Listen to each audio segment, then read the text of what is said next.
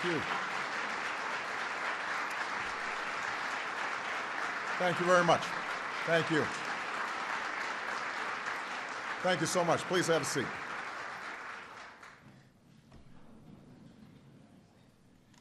At the dawn of our republic, a small secret surveillance committee born out of the Sons of Liberty was established in Boston. And the group's members included Paul Revere. At night, they would patrol the streets, reporting back any signs that the British were preparing raids against America's early patriots. Throughout American history, intelligence has helped secure our country and our freedoms. In the Civil War, Union balloons reconnaissance tracked the size of Confederate armies by counting the number of campfires. In World War II, code breakers gave us insights into Japanese war plans.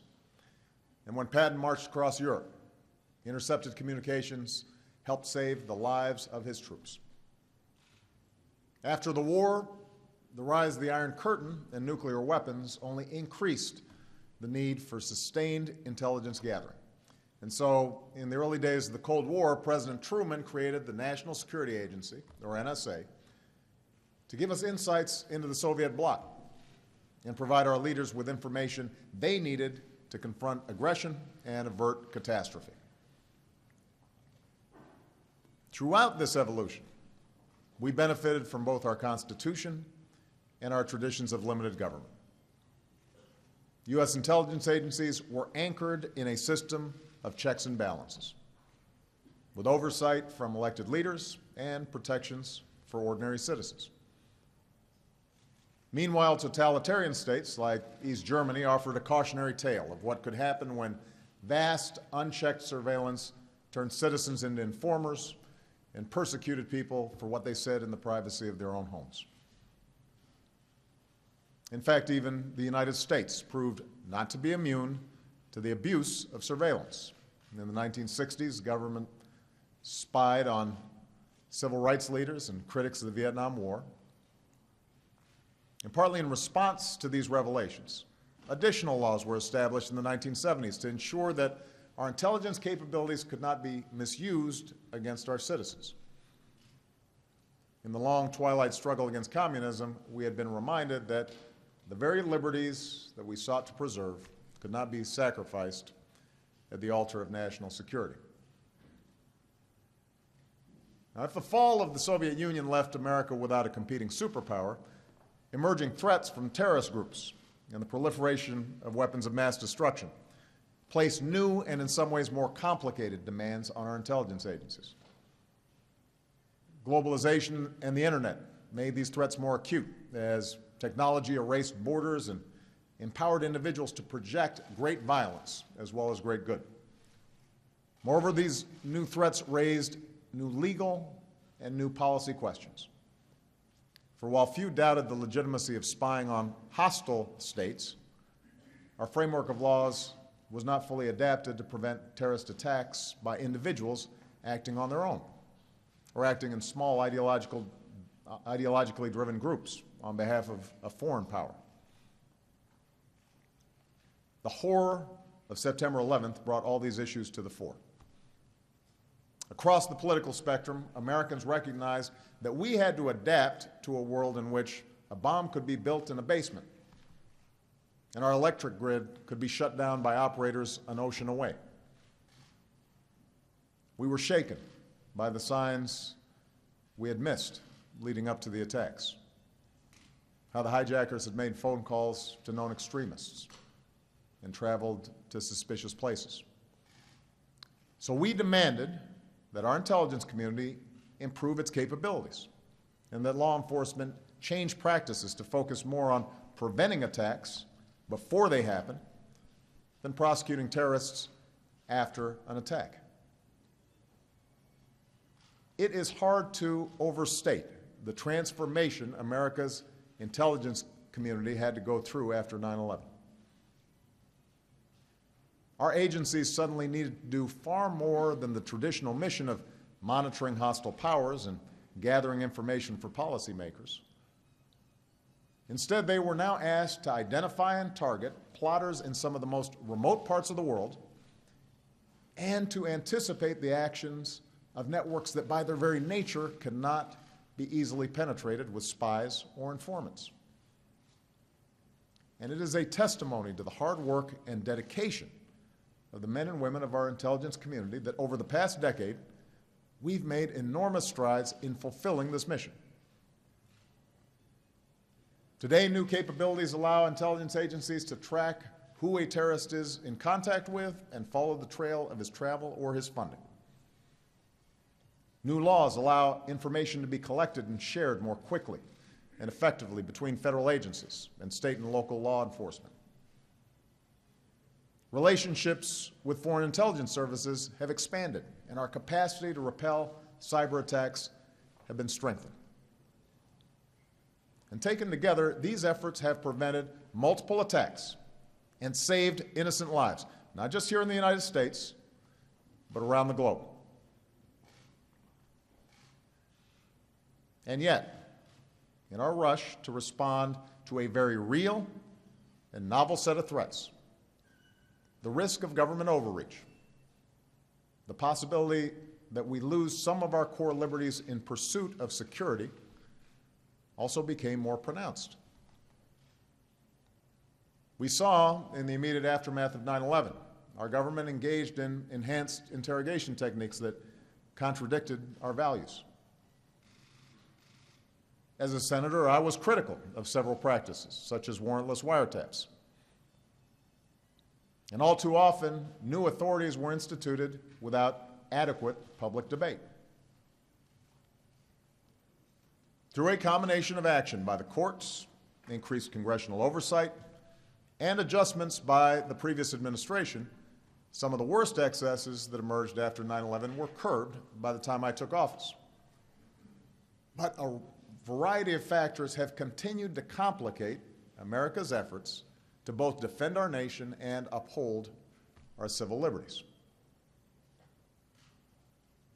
First, the same technological advances that allow U.S. intelligence agencies to pinpoint an al-Qaeda cell in Yemen or an email between two terrorists in the Sahel also mean that many routine communications around the world are within our reach. And at a time when more and more of our lives are digital, that prospect is disquieting for all of us. Second, the combination of increased digital information and powerful supercomputers offers intelligence agencies the possibility of sifting through massive amounts of bulk data to identify patterns or pursue leads that may thwart impending threats. It's a powerful tool. But the government collection and storage of such bulk data also creates a potential for abuse. Third, the legal safeguards that restrict surveillance against U.S. persons without a warrant do not apply to foreign persons overseas. This is not unique to America. Few, if any, spy agencies around the world constrain their activities beyond their own borders. And the whole point of intelligence is to obtain information that is not publicly available. But America's capabilities are unique. And the power of new technologies means that there are fewer and fewer technical constraints on what we can do. That places a special obligation on us to ask tough questions about what we should do. And finally, intelligence agencies cannot function without secrecy, which makes their work less subject to public debate. Yet there is an inevitable bias, not only within the intelligence community, but among all of us who are responsible for national security, to collect more information about the world, not less. So in the absence of institutional requirements for regular debate and oversight that is public as well as private or classified, the danger of government overreach becomes more acute. And this is particularly true when surveillance technology and our reliance on digital information is evolving much faster than our laws.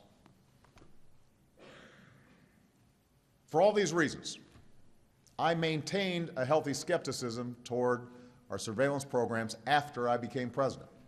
I ordered that our programs be reviewed by my national security team and our lawyers. And in some cases, I ordered changes in how we did business. We increased oversight and auditing, including new structures aimed at compliance. Improved rules were proposed by the government and approved by the Foreign Intelligence Surveillance Court. And we sought to keep Congress continually updated on these activities. What I did not do is stop these programs wholesale. Not only because I felt that they made us more secure, but also because nothing in that initial review and nothing that I've learned since indicated that our intelligence community has sought to violate the law or is cavalier about the civil liberties of their fellow citizens. To the contrary, in an extraordinarily difficult job, one in which actions are second-guessed, success is unreported, and failure can be catastrophic, the men and women of the intelligence community, including the NSA, consistently follow protocols designed to protect the privacy of ordinary people. They're not abusing authorities in order to listen to your private phone calls or read your emails. When mistakes are made, which is inevitable in any large and complicated human enterprise, they correct those mistakes. Laboring in obscurity, often unable to discuss their work even with family and friends, the men and women at the NSA know that if another 9/11 or massive cyber attack occurs, they will be asked by Congress and the media why they failed to connect the dots. What sustains those who work at NSA and our other intelligence agencies through all these pressures is the knowledge that their professionalism and dedication play a central role in the defense of our nation.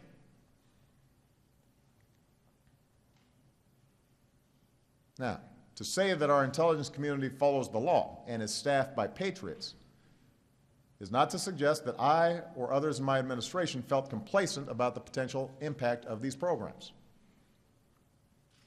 Those of us who hold office in America have a responsibility to our Constitution.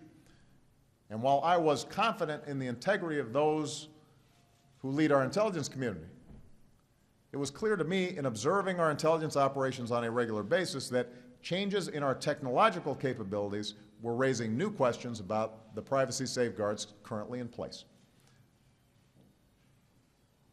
Moreover, after an extended review of our use of drones in the fight against terrorist networks, I believed a fresh examination of our surveillance programs was a necessary next step in our effort to get off the open-ended war footing that we've maintained since 9/11. And for these reasons, I indicated in a speech at the National Defense University last May that we needed a more robust public discussion about the balance between security and liberty. Of course, what I did not know at the time is that within weeks of my speech, an avalanche of unauthorized disclosures would spark controversies at home and abroad that have continued to this day. Now, given the fact of an open investigation, I'm not going to dwell on Mr. Snowden's actions or his motivations. I will say that our nation's defense depends in part on the fidelity of those entrusted with our nation's secrets. If any individual who objects to government policy can take it into their own hands to publicly disclose classified information, then we will not be able to keep our people safe or conduct foreign policy. Moreover, the sensational way in which these disclosures have come out has often shed more heat than light, while revealing methods to our adversaries that could impact our operations in ways that we may not fully understand for years to come. Regardless of how we got here, though, the task before us now is greater than simply repairing the damage done to our operations or preventing more disclosures from taking place in the future. Instead, we have to make some important decisions about how to protect ourselves and sustain our leadership in the world while upholding the civil liberties and privacy protections that our ideals and our Constitution require. We need to do so not only because it is right, but because the challenges posed by threats like terrorism and proliferation and cyber attacks are not going away anytime soon. They are going to continue to be a major problem. And for our intelligence community to be effective over the long haul, we must maintain the trust of the American people and people around the world. This effort will not be completed overnight. And given the pace of technological change, we shouldn't expect this to be the last time America has this debate. But I want the American people to know that the work has begun. Over the last 6 months, I created an outside review group on intelligence and communications technologies to make recommendations for reform. I consulted with the Privacy and Civil Liberties Oversight Board, created by Congress. I've listened to foreign partners, privacy advocates, and industry leaders. My administration has spent countless hours considering how to approach intelligence in this era of diffuse threats and technological revolution. So before outlining specific changes that I've ordered, let me make a few broad observations that have emerged from this process.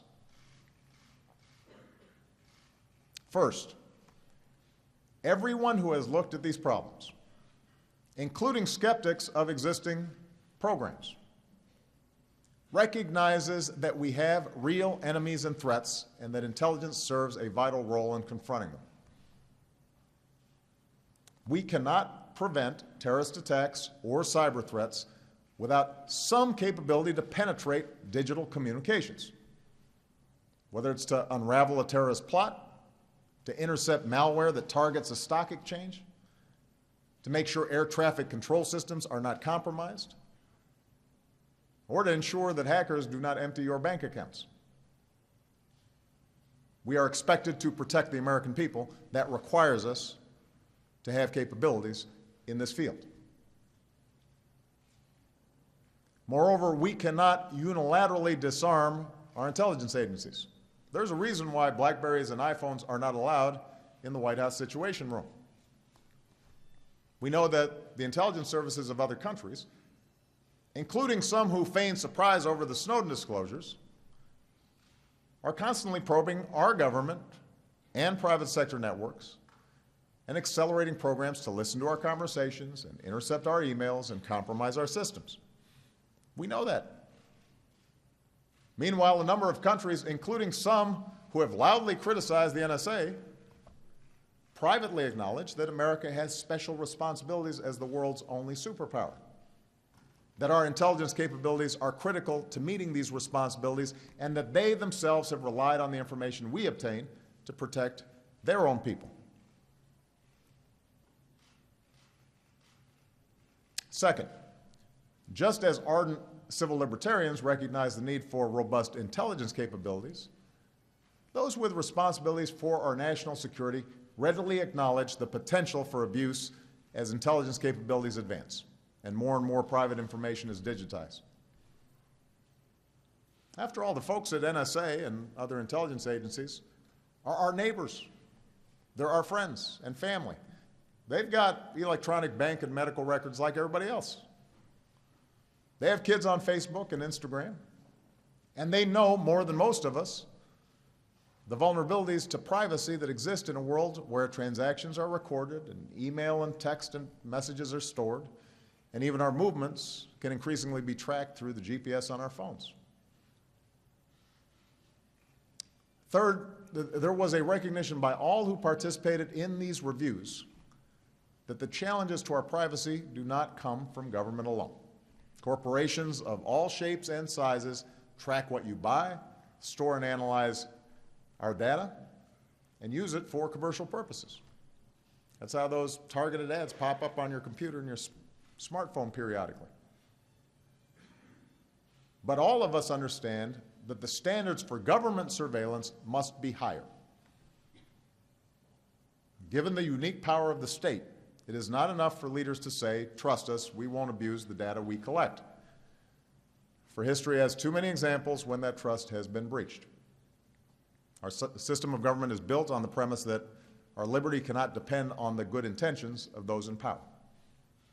It depends on the law to constrain those in power.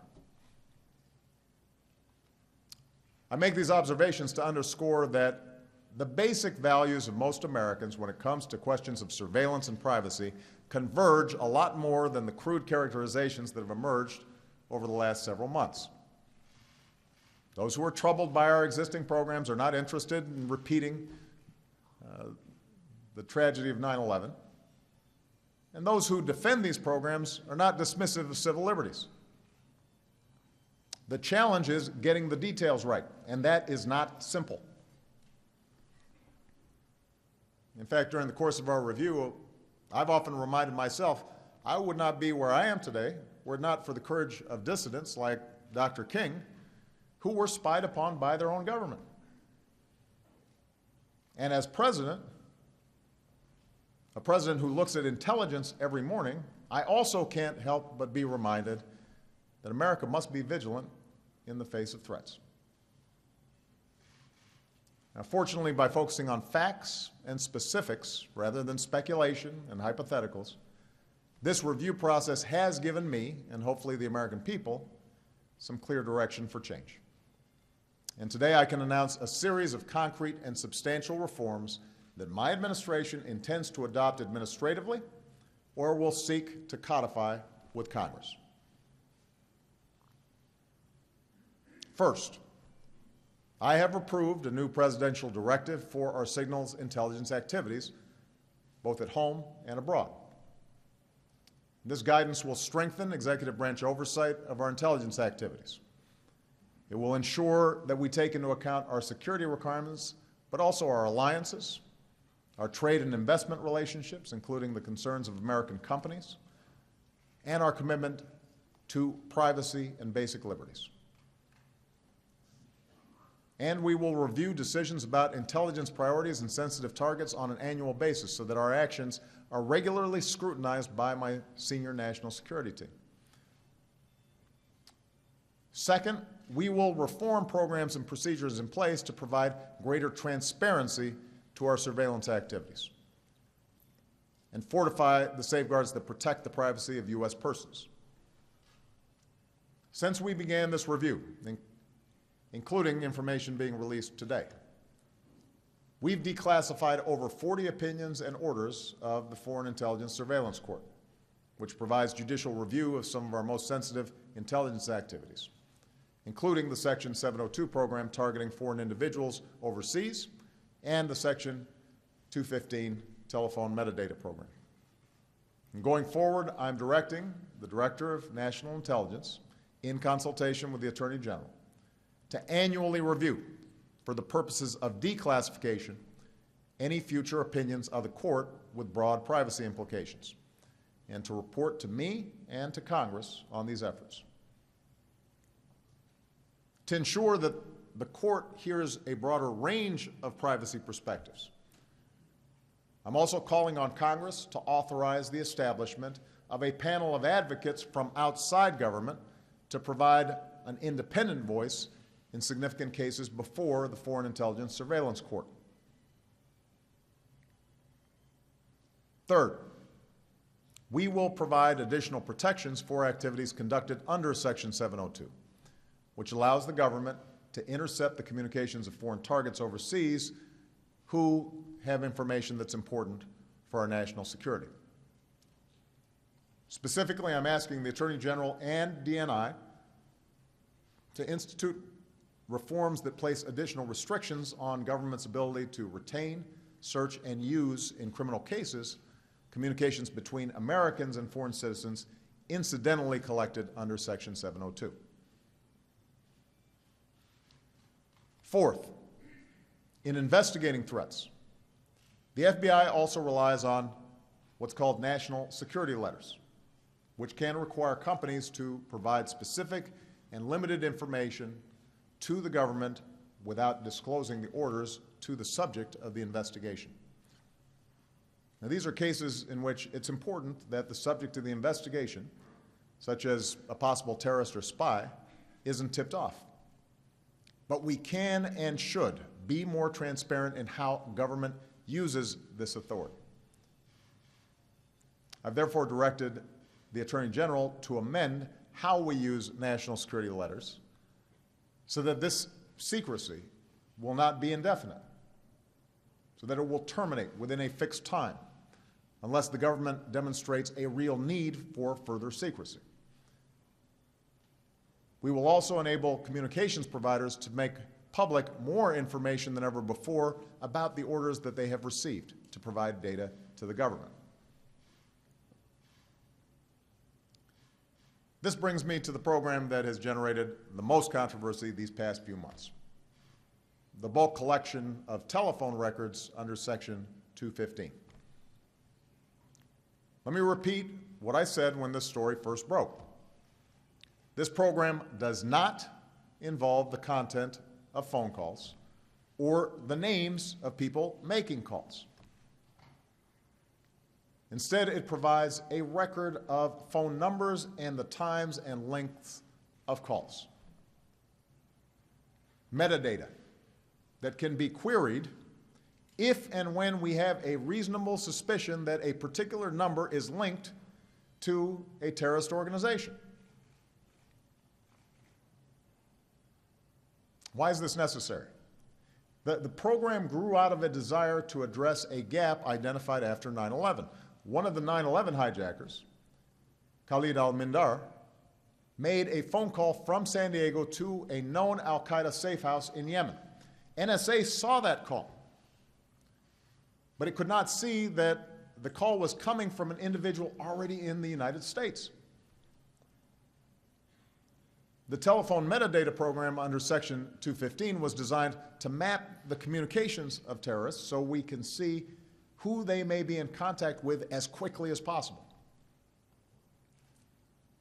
And this capability could also prove valuable in a crisis. For example, if a bomb goes off in one of our cities and law enforcement is racing to determine whether a network is poised to conduct additional attacks, time is of the essence.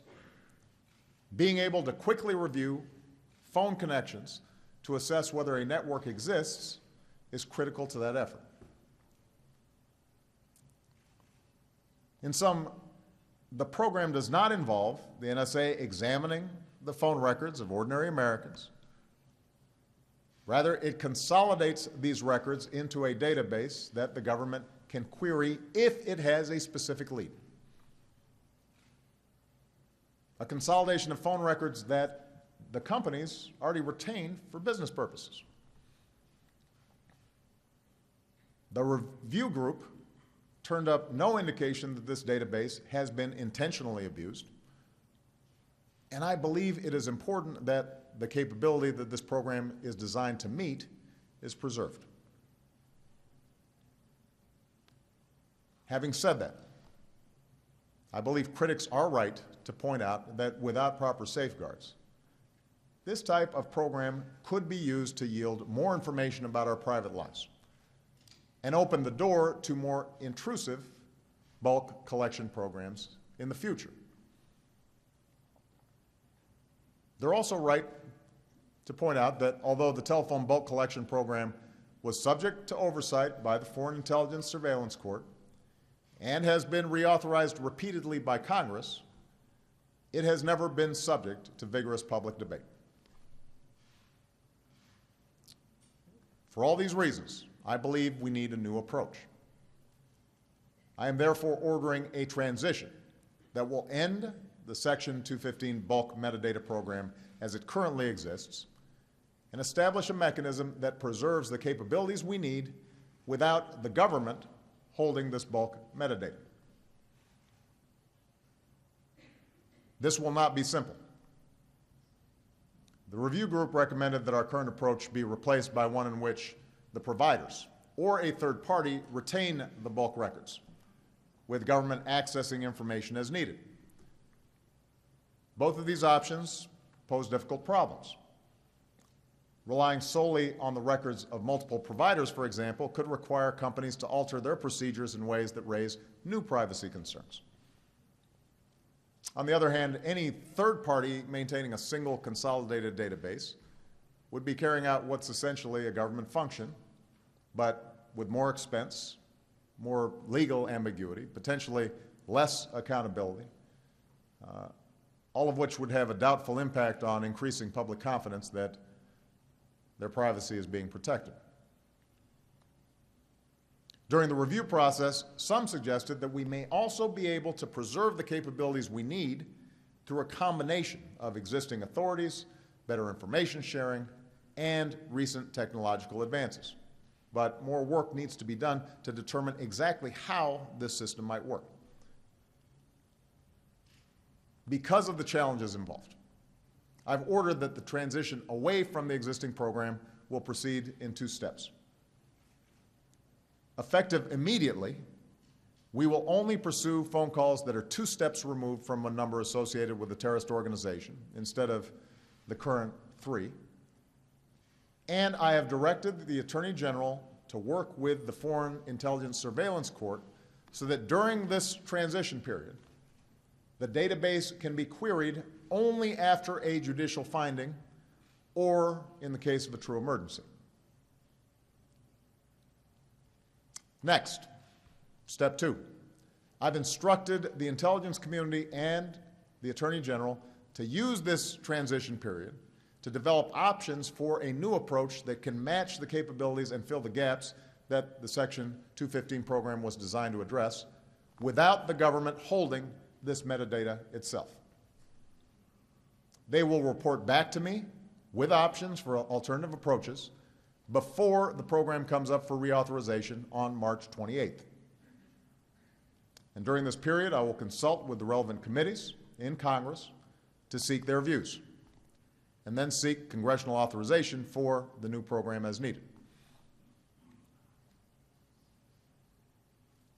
Now, the reforms I'm proposing today should give the American people greater confidence that their rights are being protected, even as our intelligence and law enforcement agencies maintain the tools they need to keep us safe.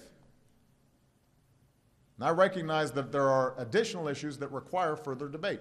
For example, some who participated in our review, as well as some members of Congress, would like to see more sweeping reforms to the use of national security letters, so that we have to go to a judge each time before issuing these requests. Here I have concerns that we should not set a standard for terrorism investigations that is higher than those involved in investigating an ordinary crime. But I agree that greater oversight on the use of these letters may be appropriate, and I'm prepared to work with Congress on this issue. There are also those who would like to see different changes to the FISA court than the ones I've proposed. On all these issues, I'm open to working with Congress to ensure that we build a broad consensus for how to move forward. And I'm confident that we can shape an approach that meets our security needs while upholding the civil liberties of every American. Let me now turn to the separate set of concerns that have been raised overseas and focus on America's approach to intelligence collection abroad. As I've indicated, the United States has unique responsibilities when it comes to intelligence collection.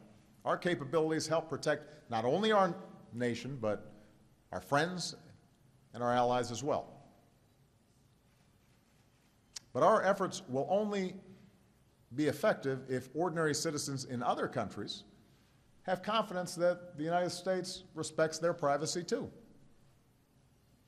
And the leaders of our close friends and allies deserve to know that if I want to know what they think about an issue, I'll pick up the phone and call them rather than turning to surveillance. In other words, just as we balance security and privacy at home, our global leadership demands that we balance our security requirements against our need to maintain the trust and cooperation among people and leaders around the world. For that reason, the new presidential directive that I've issued today will clearly prescribe what we do and do not do when it comes to our overseas surveillance.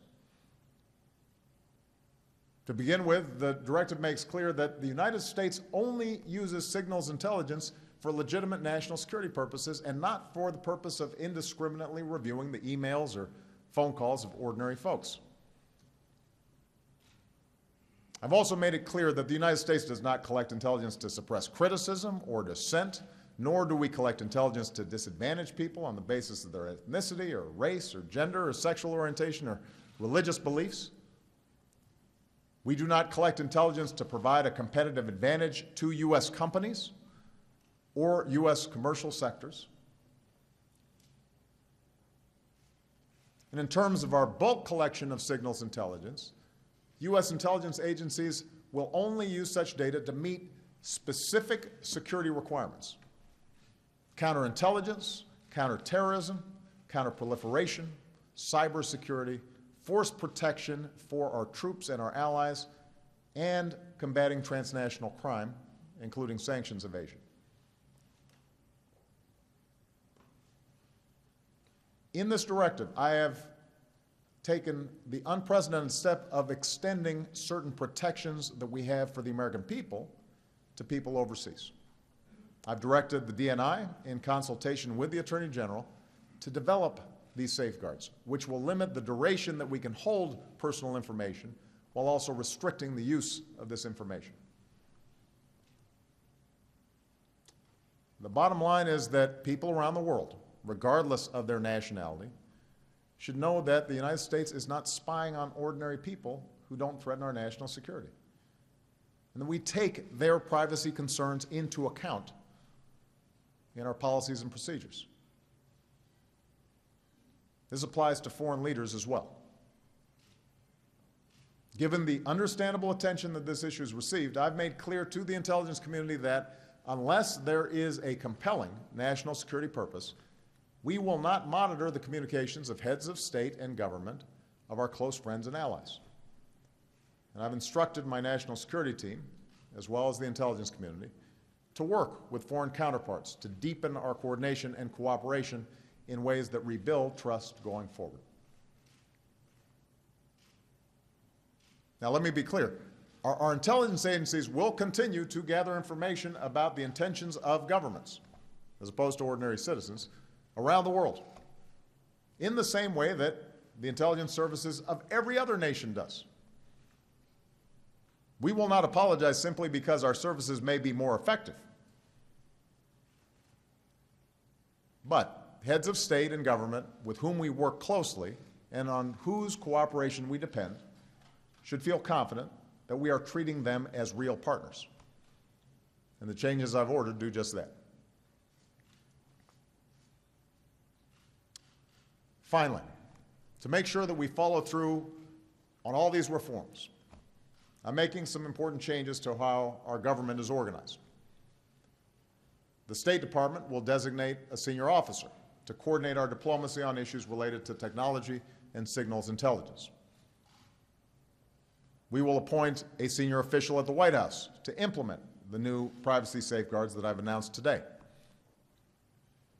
I will devote the resources to centralize and improve the process we use to handle foreign requests for legal assistance, keeping our high standards for privacy while helping foreign partners fight crime and terrorism.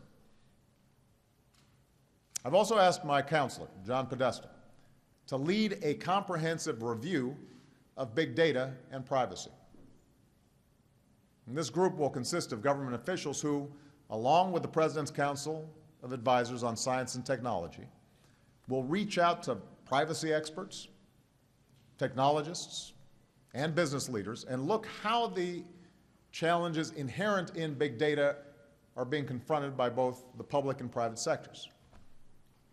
Whether we can forge international norms on how to manage this data, and how we can continue to promote the free flow of information in ways that are consistent with both privacy and security.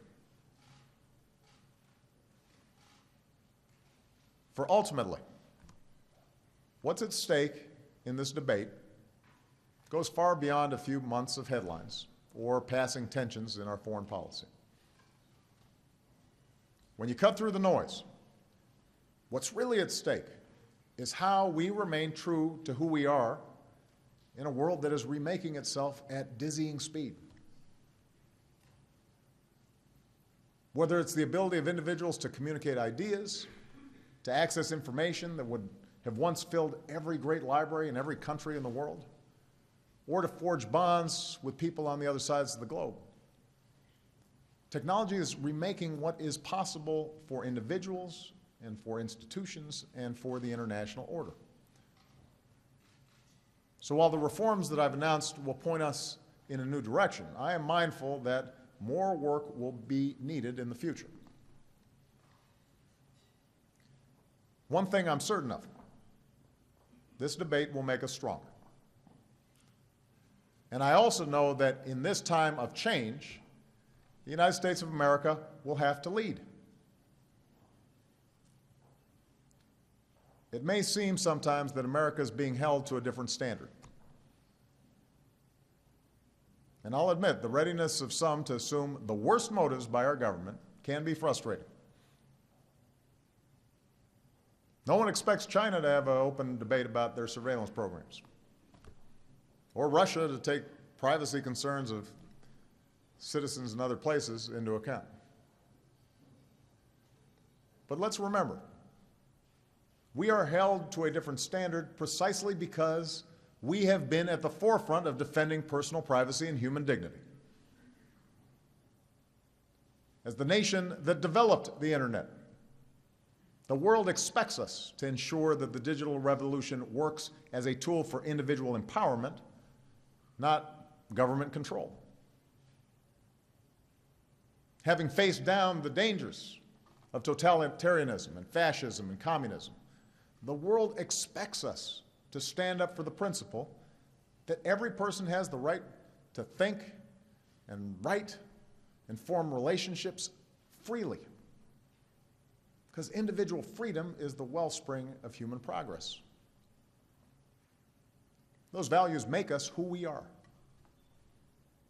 And because of the strength of our own democracy, we should not shy away from high expectations. For more than 2 centuries, our Constitution has weathered every type of change because we've been willing to defend it, and because we've been willing to question the actions that have been taken in its defense. Today is no different. I believe we can meet high expectations. Together, let us chart a way forward that secures the life of our nation while preserving the liberties that make our nation worth fighting for. Thank you. God bless you. May God bless the United States of America. Thank you.